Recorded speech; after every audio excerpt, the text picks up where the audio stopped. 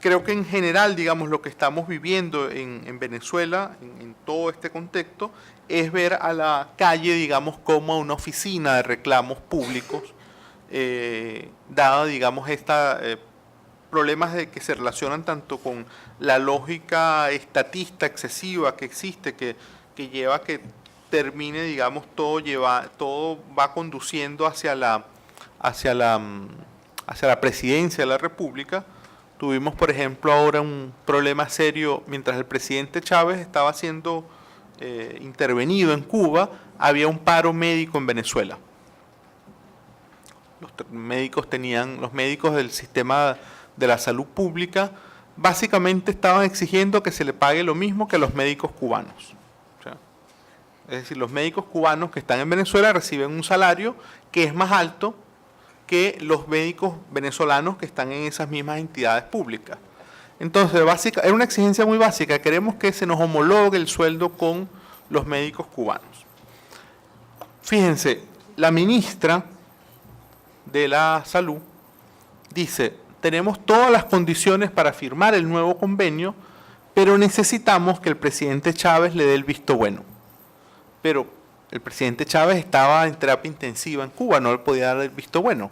Total que la protesta de los médicos se fue radicalizando, se dejaron de atender una cantidad, o sea, se generó, digamos, un cuello de botella, básicamente esperando que el presidente Chávez, después de 21 días, volviera y se presentara, como lo hizo en el día de ayer, diciendo: autorizo el aumento del tanto por ciento para los médicos del sector público. Una cosa totalmente sin sentido, es decir, digamos, el esquema de cómo está funcionando la administración pública excesivamente centralizado, también termina siendo un cuello de botella que alimenta muchas protestas que en un sistema relativamente descentralizado no tendrían lugar.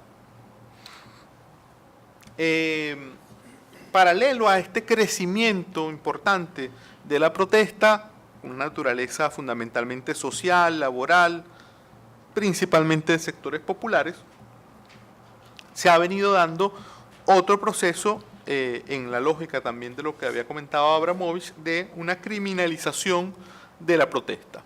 Criminalización que va adquiriendo ribetes, digamos, importantes y que al mismo tiempo tiene, desde mi punto de vista, una intención más simbólica que práctica. Es decir, se castigan a algunas personas, se sancionan a algunas personas con la idea de enviar un mensaje al resto del sector.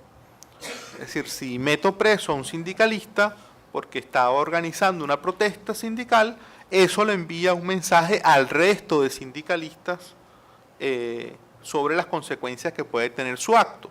Si salen unos jóvenes pidiendo derecho a la justicia en Venezuela y agarro y encarcelo a uno de esos jóvenes, eso le envía un mensaje al resto de jóvenes. No me hace falta meter a los 100 muchachos que estaban manifestando presos, meto preso a uno, lo dejo una semana en prisión, que es un poco los tiempos en los cuales están ocurriendo, y eso termina enviándole, digamos, un mensaje a la comunidad.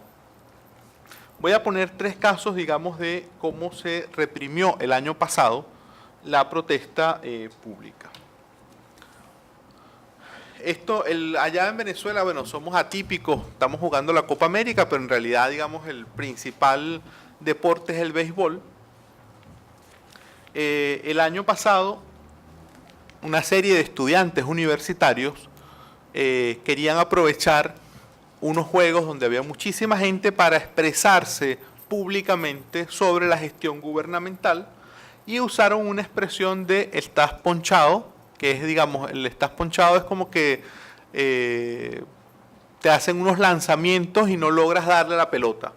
Entonces, pues va la pelota y no tienes capacidad de batearla. Ese "estás ponchado" es una cosa muy criolla y muy de los países donde se juega béisbol. Estos jóvenes se presentaron con una pancarta que armaron, digamos, en el momento, y inmediatamente, en este caso sí hubo una cantidad de personas detenidas, algunas de ellas detenidas de forma bastante brusca por las autoridades militares. En el caso de Venezuela, otra tema que está relacionado con lo que comentaba Víctor, es que se utiliza un cuerpo militarizado, la Guardia Nacional, para reprimir las manifestaciones públicas. No son los cuerpos policiales los que actúan mayoritariamente en la represión de las manifestaciones, sino la Guardia Nacional.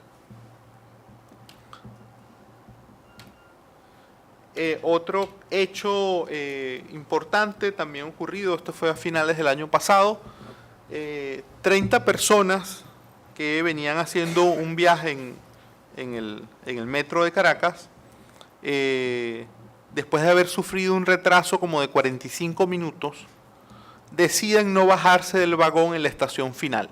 Como medida de protesta pacífica, permanecen en el vagón.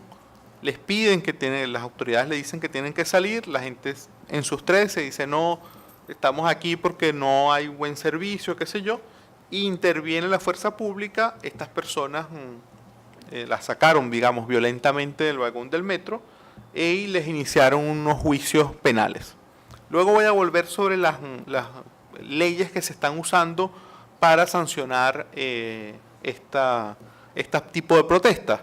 A esta gente no se les aplicó el Código Penal, que suele ser muy aplicado, sino que se les aplicó la Ley de Acceso de los Ciudadanos a Bienes y Servicios, porque se consideró, el argumento que utilizó la Fiscalía, es que estos ciudadanos con esa protesta impedían que otros ciudadanos accedieran a un servicio público como el metro. Y este es un caso, digamos, emblemático de libertad de expresión. Es un señor, se va también a un estadio de béisbol con una camiseta que dice Hugo Chávez, me cago en tu revolución. O sea, bueno, le dio tiempo solamente de pararse y que le tomaran la foto antes de ser violentamente reprimido por los cuerpos militares. Él está enfrentando un juicio penal. Estos tres casos, digamos, desde mi punto de vista, simbolizan el tema de cómo el Estado está enfrentando el tema de la protesta, es decir, la respuesta que está dando el Estado a ese tipo de manifestaciones. Y luego tenemos otros dos casos que también me parecen dramáticos, digamos. El señor de arriba, Franklin Brito, falleció, digamos, haciendo una huelga de hambre. Era un productor agropecuario de una pequeña finca. Esa finca fue tomada por el Estado para un proceso de redistribución de tierras. Él durante varios años estuvo argumentando con el Estado que no era terrateniente, que apenas eran, creo que 30 hectáreas, y que le devolvieran sus tierras. El Estado siempre argumentó, después de una serie de fallos, le terminaron dando la razón al señor, pero el Estado no actuaba sobre los que habían ocupado la tierra. En la práctica, digamos, tenía un fallo del Estado diciéndole, sí, señor, esta tierra es suya, pero luego no había autoridad que le hiciera práctica la devolución de su tierra. Este señor inició una huelga de hambre muy prolongada. Las autoridades lo detuvieron, lo llevaron a la fuerza a un hospital, al hospital militar, sin permitir que su familia ni más nadie pudiese acercársele. Y posteriormente el señor, según se supo por información que brindaron algunos enfermeros, él siguió en sus 13 negado a consumir alimentos y terminó muriendo en el hospital militar.